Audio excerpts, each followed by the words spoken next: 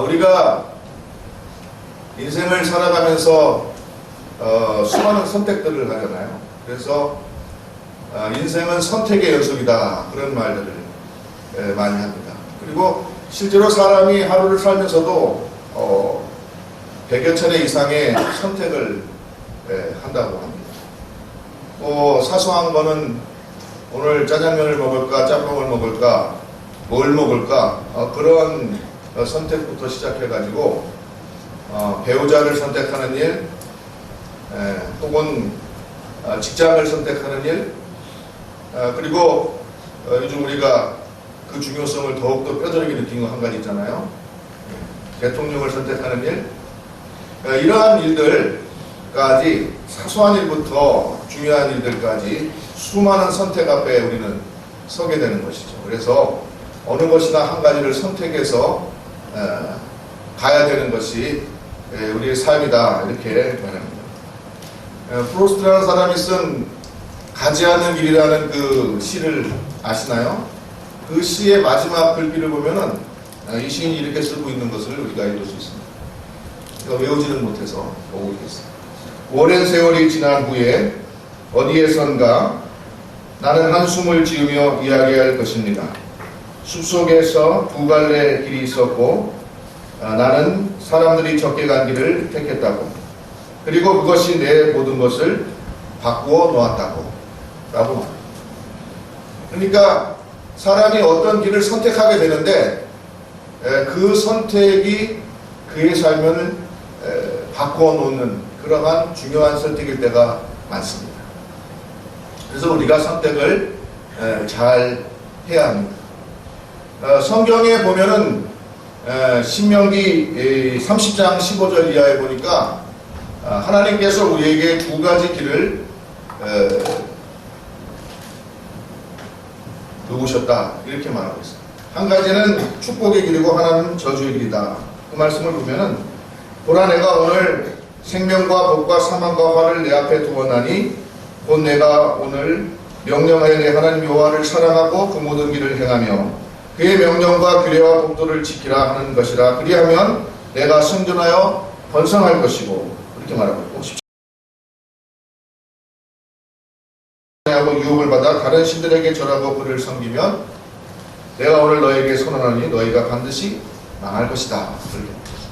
하나님께서 우리에게 생명의 길, 축복의 길과 심판의 길, 멸망의 길 두 개를 갖다가 제시해 주셨는데, 우리가 하나님의 명령을 따를 것인가, 아니면 그 명령을 지키지 않고 자기의 뜻대로 갈 것인가에 따라서 우리의 삶이 완전히 달라진다라는 것을 우리에게 말하고 있습니다.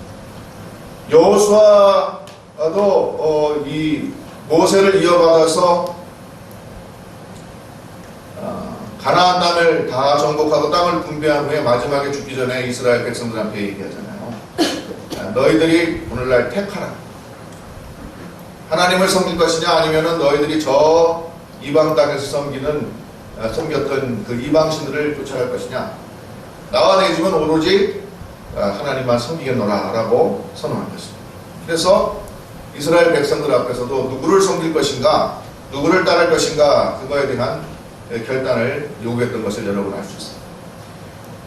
우리의 삶뿐만 아니라 성경에도 보면은 이 선택의 문제 때문에 여러 가지 다른 길을 간 그러한 신앙의 인물들을 우리가 많이 보게 됩니다. 아담과 하와를 잘 아시잖아요. 그들은 하나님의 명령을 순종할 것인가, 아니면 하나님의 명령을 거역할 것인가, 이 둘 중에서 하나님의 명령을 거역하는 쪽을 택했습니다. 그래서 인류에게 죄가 들어오고 심판이 들어오고 죽을 수밖에 없는 그러한 이러한 불행이 닥쳐오게 된 그러한 아주 크나큰 중요한 잘못된 선택을 했던 걸 볼 수 있습니다. 가인은 또 어떻습니까? 동생 아벨을 시기해서 그를 들에 끌고 나가서 죽이는 그러한 죄를 저질렀습니다. 가인에게 하나님께서 창세기 4장 7절에 보니까 이렇게 말했습니다. 죄가 너를 원하나 너는 죄를 다스리라, 그렇게 말했습니다. 너는 죄를 다스려야, 그렇게 얘기했는데 가인은 그렇게 하지 못했습니다. 죄를 다스리지 못하고 오히려 그 마음에 악한 마음을 품어서 죄에게 굴복당하고 결국은 동생을 죽이는 이러한 범죄를 저질렀어요. 반면에 아브라함은 어땠습니까? 하나님께서 명령하실 때 하나님의 명령을 따르는 선택을 했어요. 그래가지고 하나님이 가라 그러니까 가고, 심지어는 나이 많아서 낳은 아들 이삭을 바쳐라 그러니까 그때도 하나님 싫어요 라고 말할 수 있을 텐데, 이 사람은 그렇게 하지 않고 하나님 뜻대로 가서 그 아들을 바치려고 올라갔던 거죠. 그 선택이 있었던 거죠. 그 결단이 있었던 것이죠. 그것 때문에 그는 하나님께 칭찬 듣고, 하나님이 내가 너를 얼마나 사랑하는지 알겠다, 너는 나의 친구다, 하나님께서 평생을 동행하시면서 그를 도와주시고 그를 지켜주시고 그를 축복해 주시고 잘되게 하시는 그러한 믿음의 조상이 되었던 것을 우리가 알 수 있습니다. 반면에 그 조카 롯은 어땠나요? 땅을 나눌 때 자기가 좋아 보이는 곳을 선택해서 갔다가 소돔성에 살았잖아요. 그러다가 결국은 큰 남편을 보는 그러한 선택을 하기도 했습니다. 다윗이 우리가 위대한 인물이라고 많이 알고 있습니다. 그렇지만 그가 말년에 잘못된 선택 하나로 크게 낭패를 보잖아요. 바로 자기 부하의 아내 밧세바를 탐내서 자기 부하를 전쟁에 나가서 죽게 만들고 그를 자기 아내로 취하는 잘못된 선택을 했습니다. 이것 때문에 다윗의 말년이 상당히 괴로웠습니다. 요나단의 반역이 있었고, 딸 디나가 이복 오빠한테 겁탈을 당하는 그러한 문제들이 있었고, 여러 가지 후기의 문제들을 많이 당하게 될 것입니다. 잘못된 선택이 가져온 결과들이라 이렇게 볼 수 있습니다. 반면에 다니엘 같은 사람은 네가 하나님을 향해서 기도하면 반드시 죽는다는 그러한 황제의 친령에도 불구하고 예루살렘 성을 향하여서 하루에 3번 창문을 열어놓고 기도하기를 쉬지 않았습니다.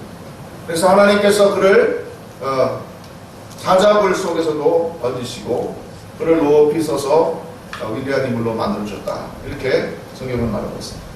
느헤미야는 어땠습니까? 느헤미야는 이 바사의 수상궁에서 높은 고위 공직자로 이렇게 있으면서 왕을 섬기는 사람이었는데, 예루살렘 성이 아직도 무너져 있다는 이 슬픈 소식을 듣고 내가 이 성을, 이 민족을 재건하려는 꿈을 가지고 왕에게 목숨을 걸고 나아가서 내가 내 고향으로 돌아가서 이 성을 재건해야 되겠습니다, 허락을 받고, 그렇게 해서 이스라엘 공동체를 다시 재건하는 그러한 위대한 일을 감당할 수 있었습니다.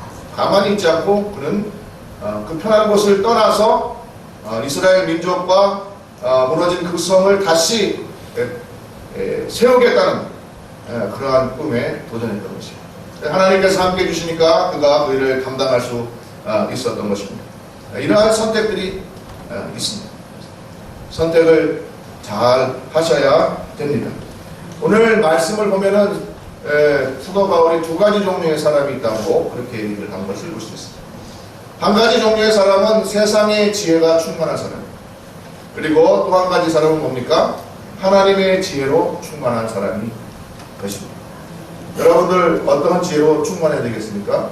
하나님의 지혜로 충만한 사람들이 되시기를 주의 이름으로 축복합니다. 지혜가 뭡니까? 사람들은 지혜를 보통 경륜 혹은 오랜 경험을 통해서 나오는 것으로 그렇게 생각합니다. 그래서 나이가 많이 들면 지혜롭다, 그렇게 보편적으로 인정을 합니다. 공자나 노자와 같이 많이 배우고 학식이 있고 연륜이 쌓이면 그 사람은 뭡니까? 지혜로운 사람이다, 그렇게 얘기합니다. 공자가 자기 70평생을 몇 자로 요약한 거 있잖아요. 뭡니까? 자기가 15세 학문의 뜻을 두고, 30에 자기 입장을 세우고, 40에 어떠한 다른 이야기들에도 자기가 혹하지 않고 넘어가지 않고, 50에는 하늘의 뜻을 알고, 60에 뭐죠? 모든 무슨 얘기를 듣든지 제가 이렇게 받아들일 줄 아는 그러한 사람입니다. 70에는 뭐라고 하는지 아십니까? 70에는 자기 생각대로 해도, 자기 욕심대로 해도 거칠 것이 없었다, 그렇게 얘기했어요. 종심소욕 불유거다, 그렇게 얘기했어요. 거칠 것이 없다. 그래서 이런 사람들을 보고 우리가 지혜로운 사람이다, 그렇게 얘기를 합니다. 그래서 지식과 지혜는 다르다 그러잖아요. 그래서 배워서 얻는 것이 아니라 우리가 경험을 통해서 또 열심히 생각하고 또 스스로 습득해서 얻는 그 지혜를 당할 수가 없는 것 같아요. 그렇게 생각을 합니다. 그래서 여러분 잘 아시는 우리 기업가 중에 정지용 씨가 얼마나 국민학교 밖에 나왔는지 안 나왔는지 모르지만은 지혜로운 사람이라고 그러잖아요. 그래가지고 유명한 일화지가 하나 있지 않습니까? 서산에 간척을 하는데 중간에 물이 자꾸 들어오니까 이걸 쭉 쌓아가지고 물을 막고 나서 거기 갖다가 땅으로 메워야 되는데 그게 잘 안 되니까 가만히 보고 있다가 큰 배를 갖다가 거기다가 오게 해가지고 그걸 막아가지고 쫙, 예? 그래가지고 금방 뚝을 거기다 세우고 거기다 그 사이에 땅을 메워가지고 공기도 단축하고 그랬다는 거 아닙니까? 그런 지혜가 어디서 오냐는 말이죠. 예. 사람들은 그것을 갖다가 어디서 온다고 생각한다고요? 경험에서 온다 그렇게 생각합니다. 그런데 경험에서 온다 그러면은 나이가 들면 다 지혜로워지는데 그렇진 않잖아요. 그렇지 않지 않습니까? 나이가 들면 다 지혜로워지던가요? 네. 사람들은 역사에서 교훈을 배운다고 그러죠? 역사에서 교훈을. 여러분 그렇게 다 알고 계시죠? 그렇게 믿고 계십니다. 경험을 통해서 오랜 시간이 흐르면 역사에서 교훈이 있고 배우는 게 있다. 근데 제가 한번 질문해보죠. 경험에서 지혜가 오고 역사에서 배울 것이 있다 그러면 왜 어떤 사람들은 그 수많은 경험에서 정주영 씨 같이 그러한 새로운 아이디어와 새로운 생각을 발견해내고 그것을 실행에 옮기는가 하면 어떤 사람은 같은 경험들을 수도 없이 해도 그런 생각을 전혀 못 돌릴까요? 그렇죠? 그리고 역사의 교훈이 있다고 그러죠? 그래 어떤 사람은 역사에서 배워서 거기서 새로운 아이디어를 내고 또 새로운 비전을 제시하고 그렇게 해서 새로운 방향으로 공동체를 이끌어 나가는 그런 리더가 되는 거 하면 또 어떤 사람은 그 역사를 같이 공부했는데도 불구하고 아무런 생각이 안 나는 거예요. 그렇다 그러면 과연 우리의 경험에서 새로운 게 올까요? 우리의 역사에서 새로운 게 올까요? 여러분 새로운 것, 참 지혜는 경험에서 오는 것이 아닙니다. 역사에서 오는 것이 아닙니다. 새로운 것은 말이죠. 하나님으로부터. 이게 영감이 우리 사람은 영감이라고 그러잖아요. 똑같은 걸 봐도 거기서 새로운 아이디어가 떠오르는 것은 하나님께서 주시는 것이고 특별히 믿는 사람들은 성령의 충만함을 입을 때 하나님의 지혜가 그것을 통하여서 우리에게 공급되는 줄로 믿습니다. 그래서 배움이 좀 부족해도 성경 말씀 잘 묵상하고 깊이 묵상하고 기도하는 사람들은 지혜가 있습니다. 그 지혜라는 것이 이렇게 하니까 이렇게 되더라 저렇게 하니까 저렇게 되더라 그러한 어떠한 경험의 집합이 아니고 새로운 아이디어, 새로운 비전, 그것이 바로 하나님으로부터 온다는 사실을 여러분 깨달으시기를 주의 이름으로 축복드립니다. 그래서 우리는 말이죠, 하나님의 비전, 하나님의 지혜를 구하는 그런 사람들이 되어야 되는 것입니다. 요한복음 3장 5절부터 7절까지 보니까 예수께서 대답하시되 진실로 진실로 내게 이르노니 사람이 물과 성령으로 나지 않으면 하나님 나라에 들어갈 수 없느니라. 육으로 난 것은 육이요 영으로 난 것은 영이니 내가 거듭나게 했던 말을 놀랍게 여기지 말라. 그렇게 말합니다. 또 로마서 8장 5절부터 6절까지 보니까 육신을 따르는 자는 육신의 일을, 영을 따르는 자는 영의 일을 생각하나니 육신의 생각은 사망이요 영의 생각은 생명과 평안이니라. 또 베드로전서 4장 6절을 보니까 이를 위하여 죽은 자에게도 복음이 전파되었으니 이는 육체로는 사람을 심판을 받으나 영으로는 하나님을 따라 살게 하려 함이라 라고 말하고 있습니다. 오늘 본문 14절에도 보면은 사도 바울이 육에 속한 사람은 하나님의 성령의 일들을 받지 아니하나니 이는 그것들이 그들에게 어설게 보이며 또 그것들을 알 수도 없나니 그러한 일은 영적으로 분별되기 때문이라 라고 말했습니다. 여러분 영적인 분별력이 있는 사람들이 되시기를 주의 이름으로 축복드립니다. 사람의 지혜와 지식과 경험에 역사에 의존하는 사람들 되지 말고 하나님께서 주시는 지혜, 하나님께서 주시는 능력에 의지하는 사람들 되시기를 바랍니다.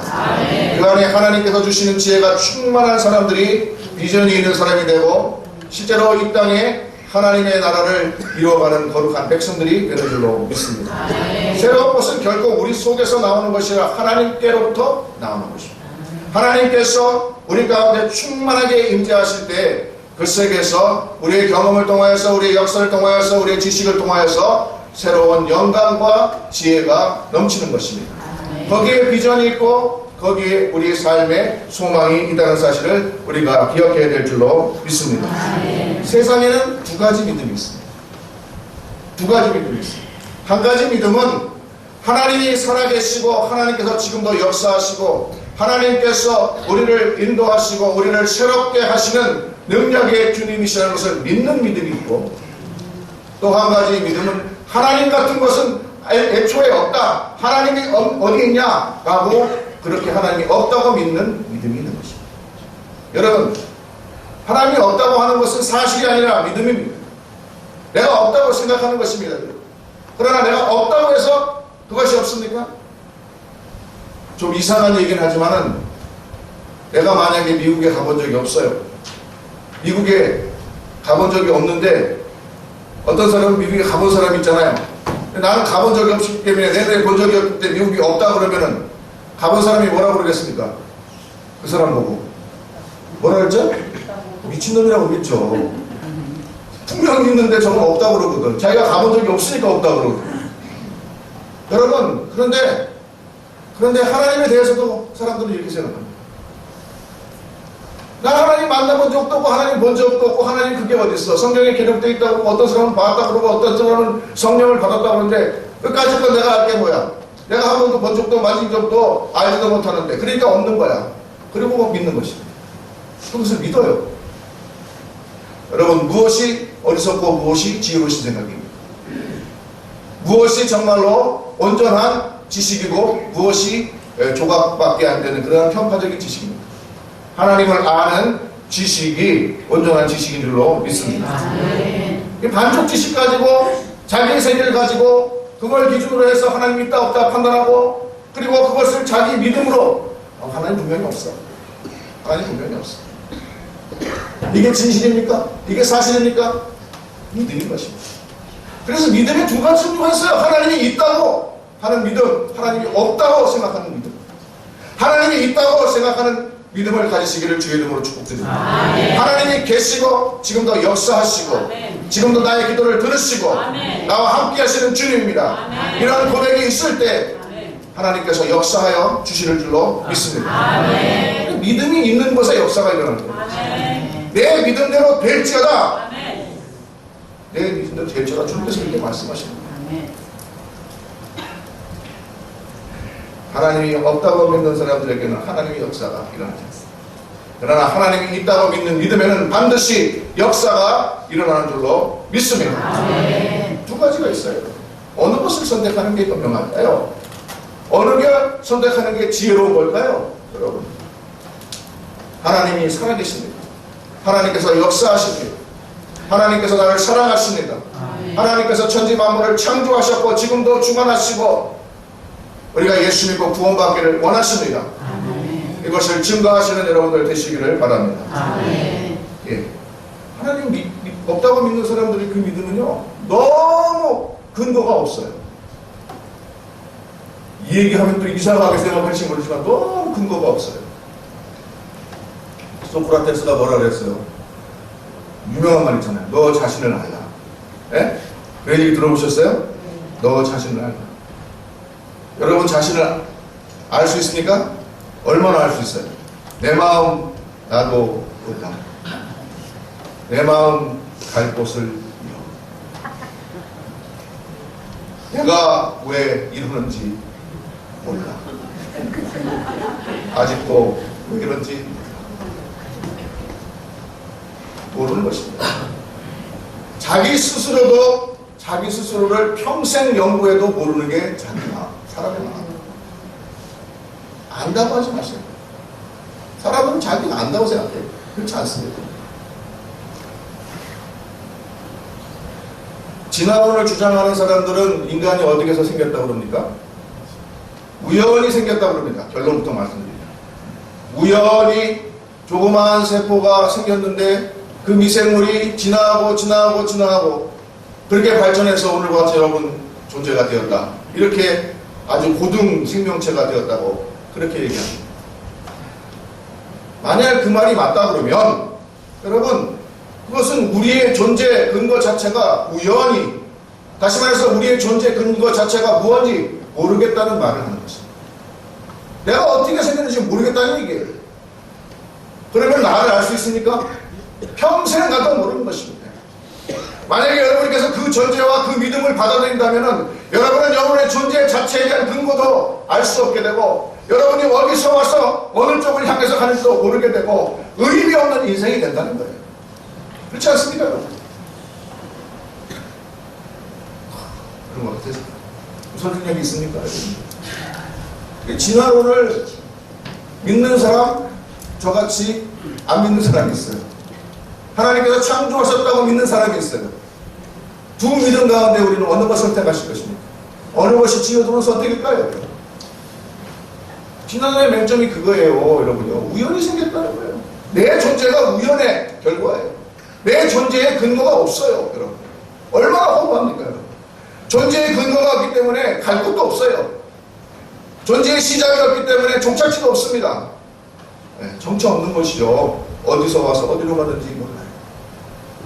그것이 바로 진화론의 세계관이고 그것이 우리가 옳다고 믿어왔던 그러한 것입니다. 그러나 이것이 얼마나 사람을 허무하게 합니다. 얼마나 존재의 근거 자체를 허무는 그런 악한 생각입니다. 성경은 뭐라고 말합니까?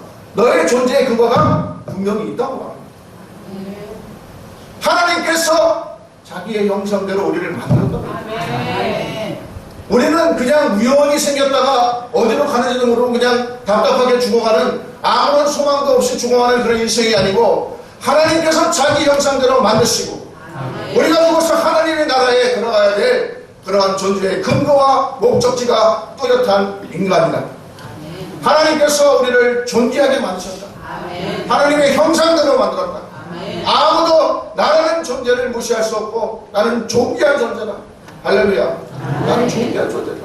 성경이 말하는 거예요. 우리는 우연히 생겼다가 그냥 우연히 어디론가 바람처럼 사라지는 존재가 아니고 하나님께서 만들어 주셔서 확실한 존재의 근거도 있을 뿐만 아니라 하나님의 나라를 향해서 가야 될 확실한 돌아갈 본향이 있는 그러한 존재들인 것을 여러분 믿으시기를 주의 이름으로 축복드립니다.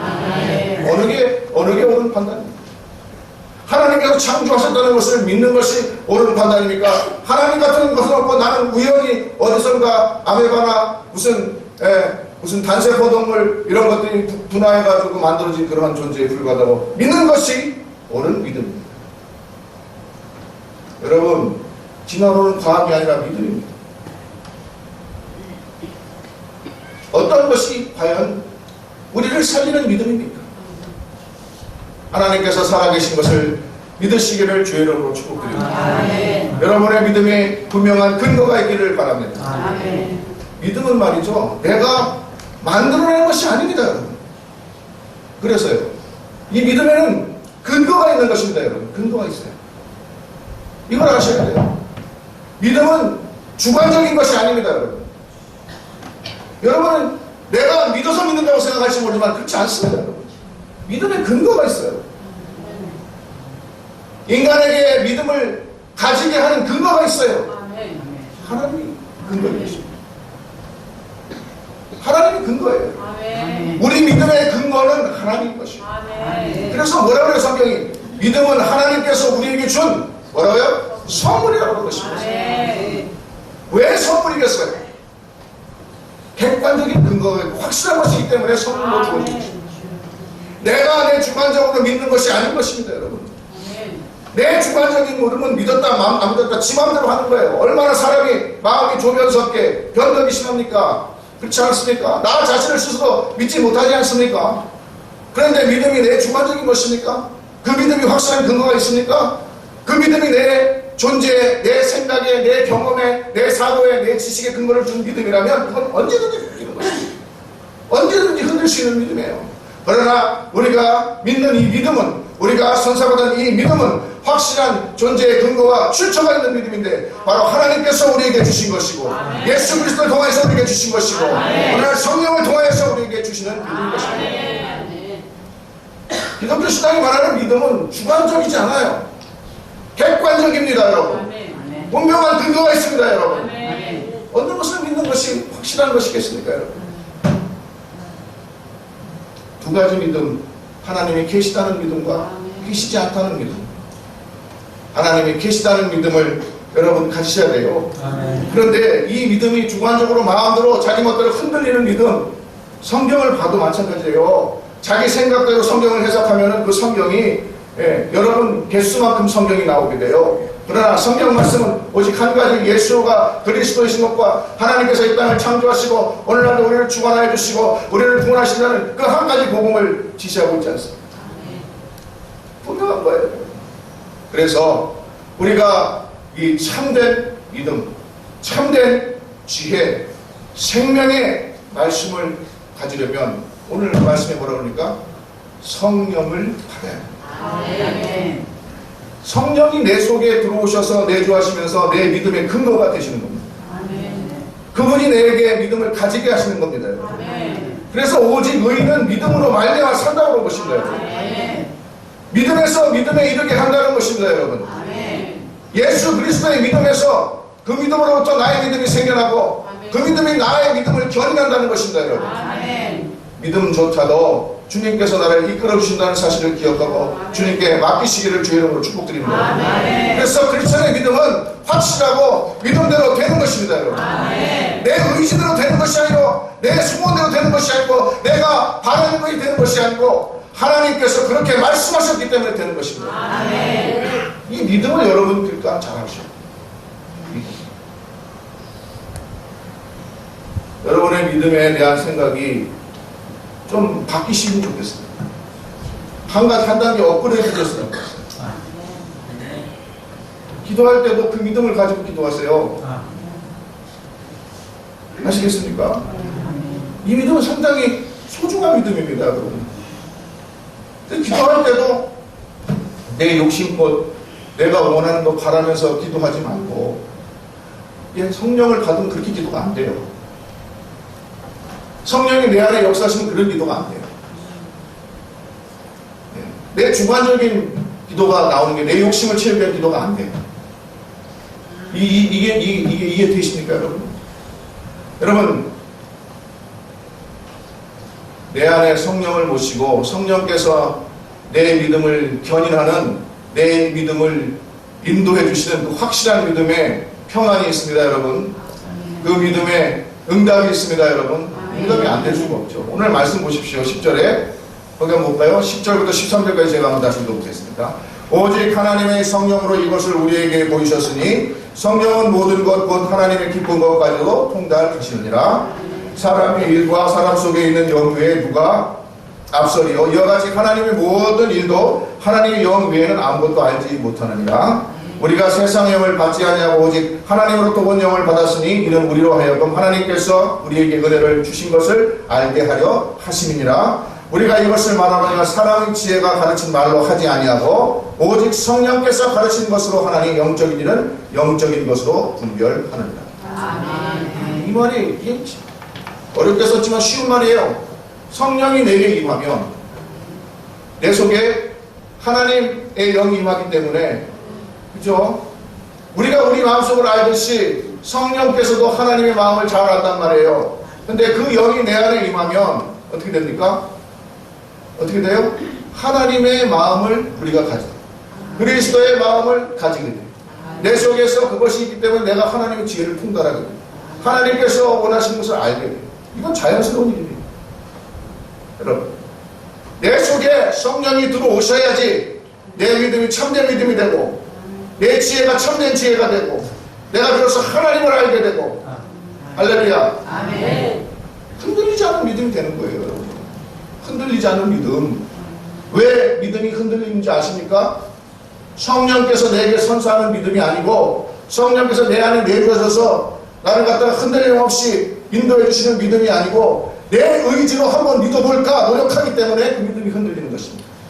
여러분, 내 의지로 믿는 믿음이 아니라 하나님께서 나를 믿게 하시는 그러한 놀라운 성령의 능력에 의지하시기를 주의 이름으로 축복드립니다. 성령 충만을 받으면 우리가 지혜롭게 됩니다. 성령의 충만함을 받으면 우리가 능력 있는 사람이 됩니다. 성령의 충만함을 받으면 우리가 비전을 가지게 됩니다. 성령의 충만함을 받으면 우리가 하지 않으려고, 우리가 아무리 안 하려고 해도 내가 어느새 예수 그리스도를 닮아가는 인생이 되게 되는 줄로 믿습니다. 내 의지로 쫓아가겠다, 내 의지로 어떻게 해보겠다, 내 의지로 어떻게 만들어 보겠다는 것이 아니라 성령께서 임하시면 그가 하나님의 사람으로 살도록 인도하여 주시고 그의 삶이 복된 삶이 되고 하나님과 상통하는 삶이 되고 기도하는 모든 것들은 이루어지는 응답받는 그러한 능력 있는 성도가 되는 줄로 믿습니다. 아멘. 이 믿음을 소유하시기를 바랍니다. 아멘. 이 믿음을 소유하세요.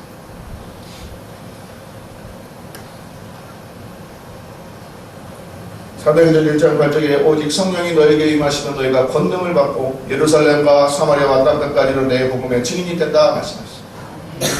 또 솔로몬을 보니까 하나님의 마음을 구했더니 하나님께서 그에게 지혜를 부어주셨습니다. 이스라엘 나라를 다스릴 수 있는 능력도 주시고 부귀와 권세와 영화도 더불어 주셨습니다. 또 요엘서 2장 28절에 보니까 그 후에 내가 내 영을 만민에게 부어주리니 너희 자녀들은 장래의 일을 말할 것이며 너희 늙은이들은 꿈을 꾸며 너희 젊은이들은 이상을 볼 것이다. 또 오늘 본문 14절 16절에 보니까 우리가 성령을 받았을 때 그리스도의 마음을 갖는다 그렇게 말하고 있습니다. 여러분, 성령의 충만함을 받아서 내 안에 흔들리지 않은 믿음의 기초를 가지시기를 주의 이름으로 축복드립니다. 아멘. 성령의 충만함을 받으셔서 권능 있는 권세 있는 크리스천으로 살아가시기를 주의 이름으로 축복합니다. 아멘. 하나님의 지혜를 소유하시기를 바랍니다. 아멘. 내 능력 가지고 되는 것이 아니라 하나님의 능력으로 되는 것을 깨달으시기를 주의 이름으로 축복드립니다. 아멘. 성령께서 주시는 비전을 바라보시기를 바랍니다. 꿈을 꾸시기를 바랍니다. 미래를 바라보시는 여러분들 되시기를 바랍니다. 아멘. 성령의 충만함을 받아서 예수 그리스도의 말씀대로 따라 사는 그러한 성도들 되시기를 주의 이름으로 축복드립니다. 아멘. 이것은 내 노력으로 되는 것이 아닙니다.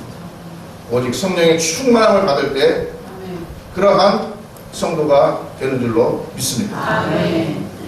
그러한 축복이 오늘 여러분들에게 있기를 주의 이름으로 축복드립니다. 여러분 가셔서 이 믿음에 대해서 곰곰이 생각해 보십시오. 왜 주님께서 내 믿음대로 될지어다 하셨는지, 왜 믿음을 선물이라고 하셨는지, 왜 의인은 믿음으로 말미암아 산다고 하셨는지, 왜 믿음에서 믿음으로 이룬다고 말씀하셨는지, 그것을 깨닫고 성령의 충만함을 강구할 때 주님께서 여러분들에게 부어주시고 지혜도 주시고 권능도 주시고 능력도 주시고 할렐루야. 아멘. 하나님과 하나 되어 사는 그러한 성도들 되시기를 주의 이름으로 축복드립니다. 아멘. 기도드리겠습니다. 사랑과 은혜가 풍성하신 아버지 하나님, 주님께서 우리에게 성령을 부어 주시옵소서. 하나님의 은혜로 살아가게 하여 주시옵소서. 아버지 하나님, 우리에게 지혜를 허락하시고 능력도 허락하시고 아버지 하나님 꿈과 비전도 허락하여 주시고 예수 그리스도를 따라 사는 성도 되게 하여 주시는 줄로 믿습니다. 오직 성령의 충만함을 받으라. 그리하면 너와 내 집이 구원을 얻고 오직 성령의 충만함을 받으면 사마리아와 땅 끝까지로 내 증인이 되리라. 내가 너와 함께하리라 말씀하신 주님, 우리가 이 믿음으로 살게 하여 주시옵소서. 예수 그리스도의 이름으로 간절히 기도드렸사옵나이다. 아멘. 예, 모두 일어서서 마무리 찬송 부르고 예배를 마치겠습니다. 찬송